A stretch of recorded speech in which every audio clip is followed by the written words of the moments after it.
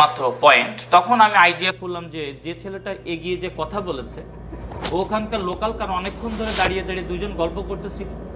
তারপর অটোটা একটু সময় থামলো, কেউ অটোতে নামেনি, অটো থেকে কেউ নামেও নি, আবার অটো থেকে ওঠেও নি। তাহলে নিশ্চয়ই এই ছেলেটা এই অটোতে যারা বসেছিল এদের পরিচিত।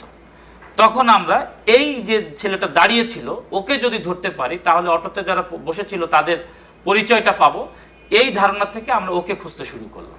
এই ভাগ্নে সাগরকে আমরা নিয়ে আসলাম, এনে বারবার ওকে ফুটেজ দেখাতে থাকলাম। দেখানোর পরে ভাগ্নে সাগর একটা পর্যায়ে প্রথম দিকে সে অস্বীকার করে, যেহেতু ওই রাতে একটা মার্ডার হয়েছে এবং অটোটা যে চালাচ্ছিল সে ওর পরিচিত, সেই মার্ডার হয়েছে, তো একটু ভয় আতঙ্কিত ছিল। ছেলেটা ছোট, বয়স 15 মতো হবে।